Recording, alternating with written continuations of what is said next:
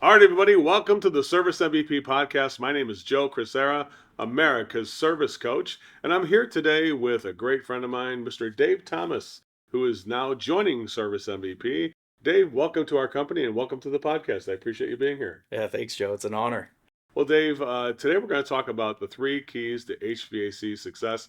Dave has been around for a long time. For those of you who might remember him, he worked at a company called Air Scrubber, and we were fortunate enough to be able to acquire his services. And he still loves Air Scrubber and still loves everything that the product does. But he's going to be able to work in a different capacity for us to help promote Air Scrubber and help all the contractors in this country. Dave, tell us a little bit about yourself and a little bit about how you wound up here at Service MVP. Yeah, well, I think for me, the transition into HVAC was like a lot of people. Um, I have yet to meet a valedictorian that's an HVAC guy, Uh huh. but we're smart people. We learn a lot of trades. My son was 3 weeks old when I walked into my first HVAC Hmm. shop, and I was offered a job basically on the spot. Within a couple of years, I entered into an apprenticeship program, and my thoughts as a technician at that time were, man, if I could just get that journeyman's certification, Uh then huh. all the budgets and everything will work themselves out. I'll take care of my family. Everything will be great.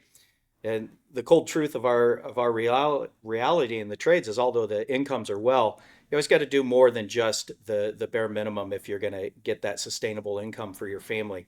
And so I learned very early on the importance of customer service and finding ways to better serve the customer than just a simple repair.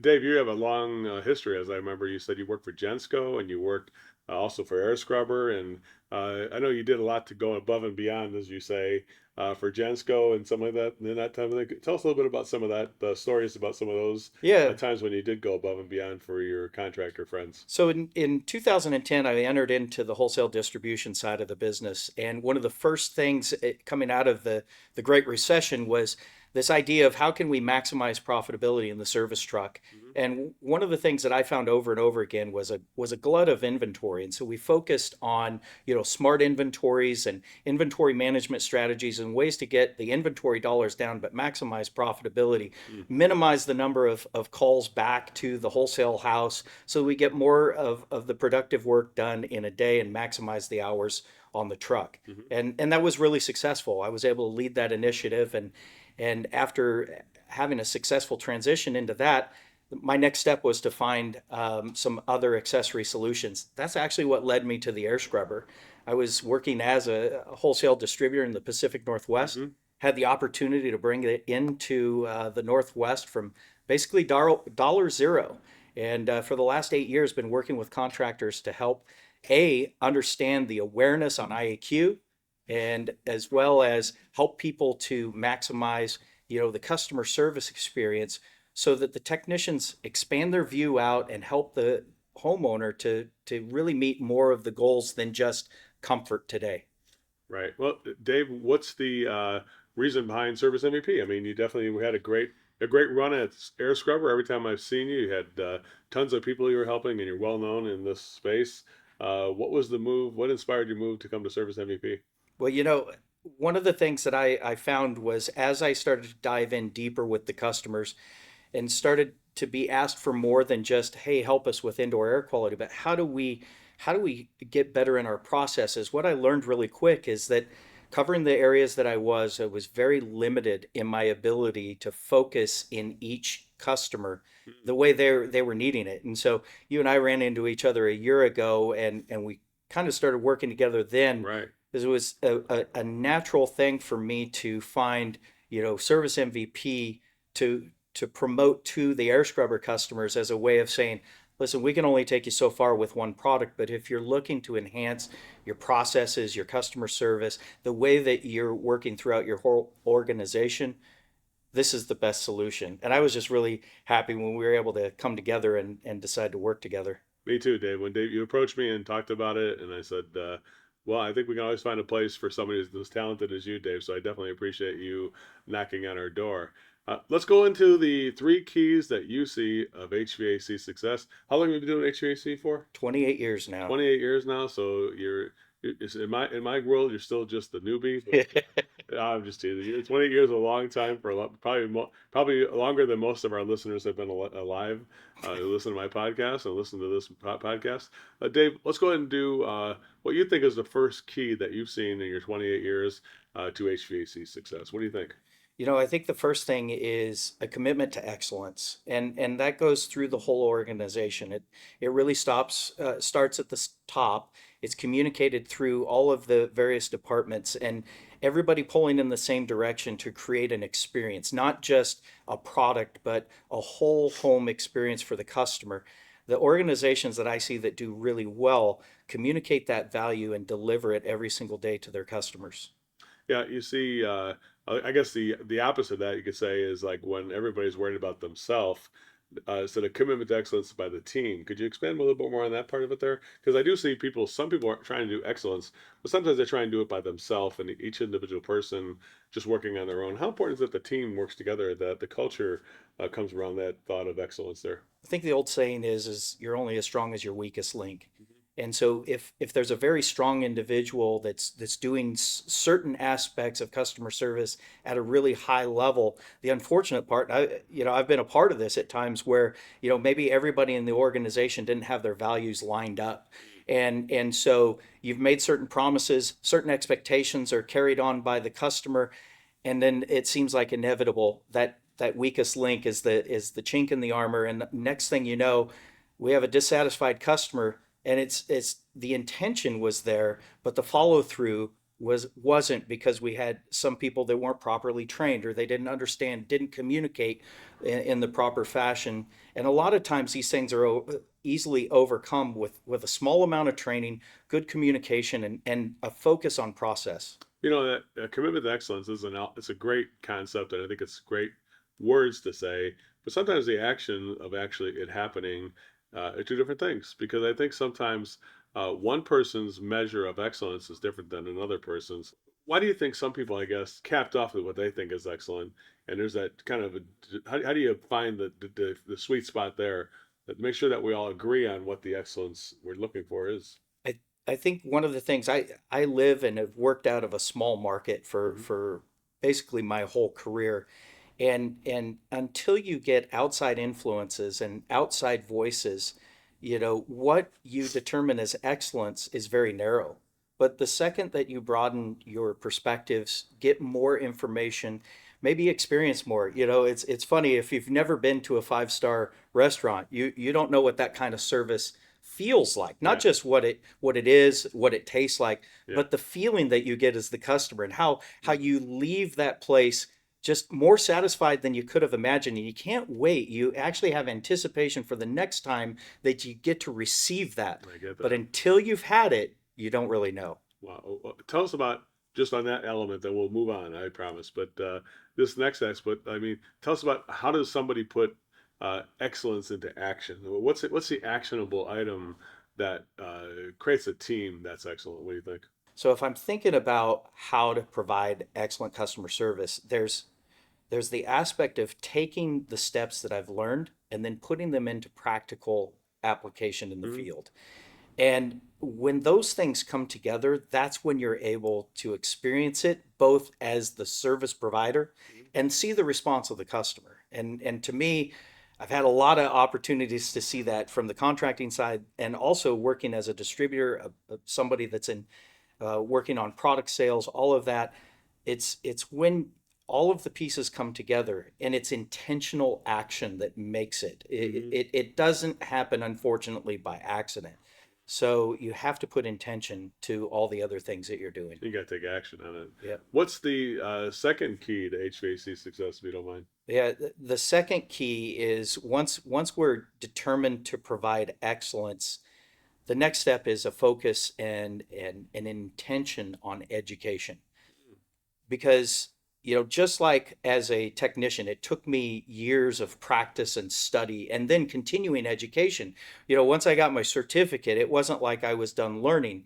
new equipment came out, new methods of troubleshooting, all these different things were Hmm. happening in the trade. And so there was this continuing commitment to always learning more. There's no end to the learning and the way that we can support our customers, both technically and in the customer service realm. There's continual applied education that's necessary. Obviously, when you were working at Airscope, that's how I met you. You were doing training sessions, and I think I caught a couple of things you were doing, and I was like, "That's pretty sharp." The way you presented things and you way you taught, service technicians and contractors how to make families healthier and safer with the solution that you were providing. Give us some examples. Training is it just a classroom thing, or what would you say the range of effective training that a company would need to do to make it work? I mean, there's obviously more, structured training that you would have in maybe the team would hold a class, but tell us about the range of different type of training that companies you think should provide in this era and looking at the 2023 right now. Well, I mean, there's just technology has made so many different types of training solutions available. There are times when that one-on-one together in a room, going through the material and the live interaction between people is extremely beneficial and sometimes can't be replaced.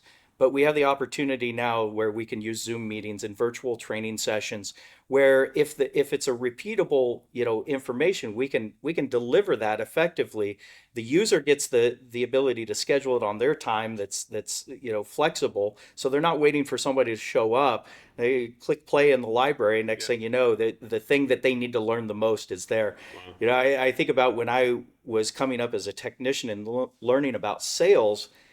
I knew the technical aspects of the gear, but when I started to learn about how to take care of the customer, guide them through the transaction, I knew I needed more information. In those days, you had to go to Barnes and Noble, or you had to Yeah, go yeah, somewhere. You had to check out a book. for You, sure. you had to make sure it was the right book, read through all the pages, then put it into practice. Today, the speed of delivery of getting the information, the right information at the right time to the people that need it is more readily available than we've ever had in our history in our industry. So if you're giving a young technician or even an older one who is seeking to use education or training to their own advantage, I would say, do you think yet though you should wait for your boss to invest in this, something that you yourself should do, would take responsibility in that? What do you think on that? I think going back to that commitment to excellence, I think one of the things that an individual who's committed to excellence recognizes very quickly that not your boss and nobody else is going to make you excellent.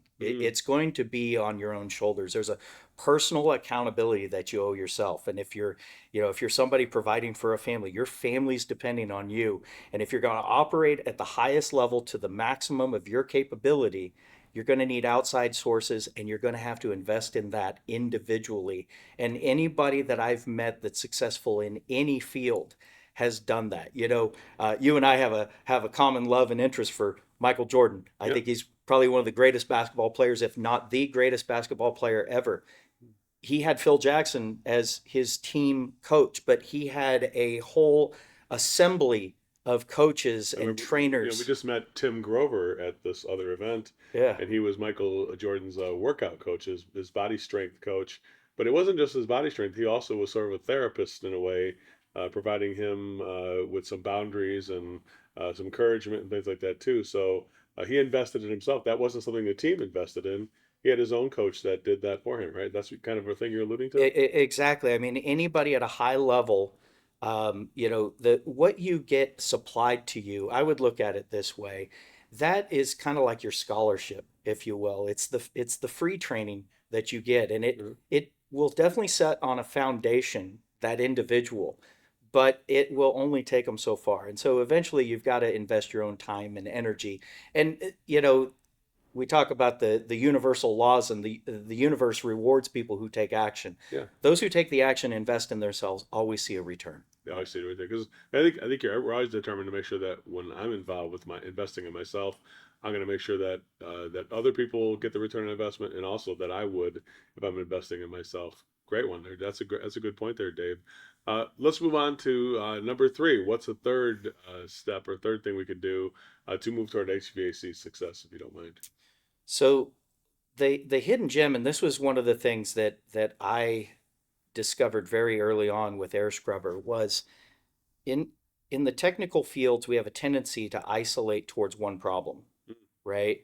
And the companies that are doing the best and are rewarded with the highest reviews by their customers and the Mm-hmm. referrals are those that don't just accept finding one problem as the solution Mm-hmm. for today. What I see is a commitment to learning more about the customer as a technician, but more importantly as a person. I always wanted to develop a relationship with my customers. And as Uh-huh. part of that, you walk in the home and you start taking visual cues and you learn about your customer just from the things that are out and the things that they demonstrate in those first few minutes that you're with them. And what we can do from that is we can find a lot of ways to serve them. But then when we walk away from them, there's a whole mystery of a system that they don't really know a lot about until they're uncomfortable. Yeah. Comfort gets us in the door. Yeah. But the reality is that providing higher level service where, with the air scrubber as an example, focusing in on indoor air quality, it's amazing the rewards that you get from the customers when they call you, 2 3 weeks later and say, I can't believe this. I never knew this was possible. We've always had this issue with this house. It smelled like the moldy basement, and we were always ashamed. We were using air fresheners, and now we're having people over and you can't smell, anything anymore, and we're so happy. Or the different health conditions that are improved. And I'm a dad with four sons, three of which have asthma. For me, I was skeptical I the get it. first time that somebody told me about this technology. Uh-huh. We installed it in our house and I saw our kids get healthier. You Wow. can't put a price on that. No, And I'll no. always be grateful for that experience. Yeah. And I just wanted to help as many people get that same experience. It's got to feel good when you're in something like that. I feel the same way too. When you're developing people, you're helping them help other people, and that's really a high calling or a higher purpose, I would say. Dave, let's finish up with this little segment here. With those are three great keys to success. By the way, I want to give you would give you kudos there. But there's got to be a sense that you have such a great and close connection with a lot of the contractor friends that you help teach. And I noticed that yesterday or a couple of days ago you put on social media the fact that you were going to be joining our team, and I noticed that there was a ton of people that encouraged you and said, oh my goodness, Dave, congratulations, going on to something else, right? Uh, how do you think you're going to pivot here to make sure that those contractor friends of yours don't feel a sense of loss that because you're such a great friend and a great mentor to so many people. How are you going to pivot to make sure that those contractors don't feel like they should feel lost at this point? Tell me how you can accomplish that. I think it's a great thing about the opportunity you've given me, Joe, is that we've worked out a way for me to come into service MVP, do the things that we're doing. Also going to continue to work with some of those air scrubber customers first directly on the air quality business that we've been working on for so many years. And I But think Air Scrubber was also very professional, and they said, "Yeah, we'd like you to do that, right?" right. They weren't like, "Don't talk to our customers." They were like, "Yeah, if you would continue to talk to our customers, we're all for that." Is that true? Yeah, it's everybody in this process from the folks at Air Scrubber.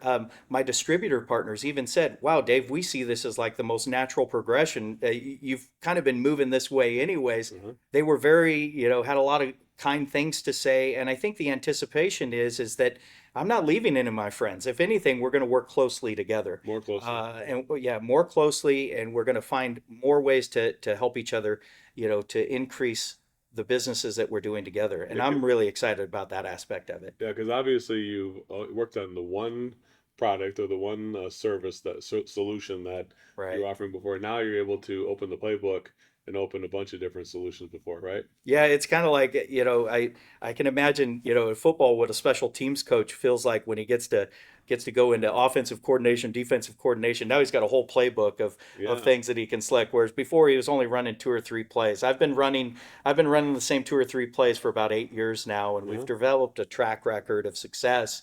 I've shown value to the contractor customers, but now there's a whole playbook, and I'm happy to be partnering with you, and the fact that you've opened the playbook to me and trusted me with so many of these things that you've done. Well, I remember we met about a year ago. It was about at the same event that we went to just recently, and you flew out here about a couple months after that and wanted to learn more about. I said, well, we'll go over it, Dave, and he's like, yeah, I'm going to fly out there. We're going to go learn about it now. I'm like, yeah, come on down, and he flew down. I'm like, wow, that's bold. And I gave you a little my personal training because you invested in yourself and came right to this facility.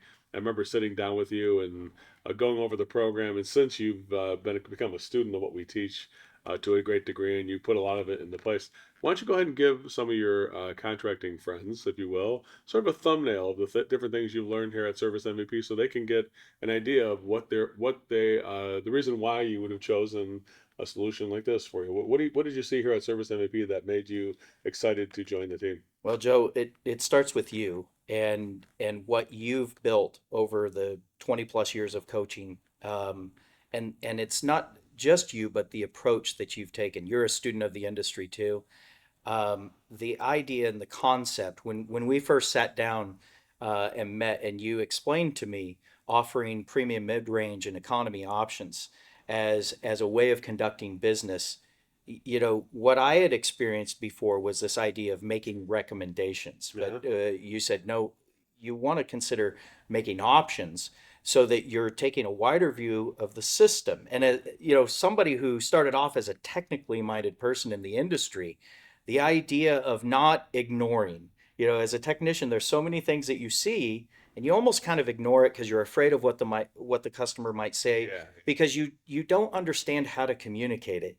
And the more I dove into your material and the things that you've been coaching for so many years, and then on top of that, seeing the reaction of some of the customers that you and I have shared and that you worked with, the results speak for themselves. And in my view, I was just really excited about the opportunity to be a part of that, because that level of success, I think, is what everybody's looking for in business, but it seems so intangible. It's just like, I would equate it this way. If I go into a great bakery and somebody makes a fantastic cake, I can have a taste of it and I can have that experience.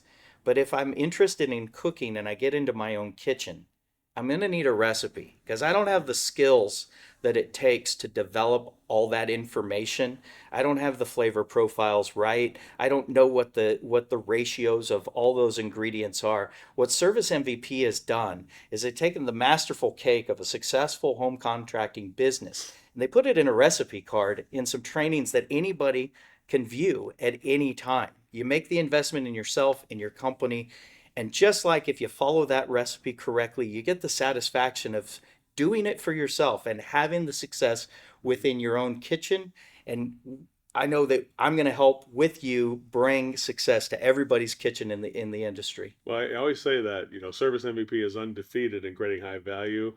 It definitely we're undefeated in having great people here too. I think if you've seen the team, uh, what did you see when you saw our team? And tell us about the feeling you had just getting to meet all the people here this week.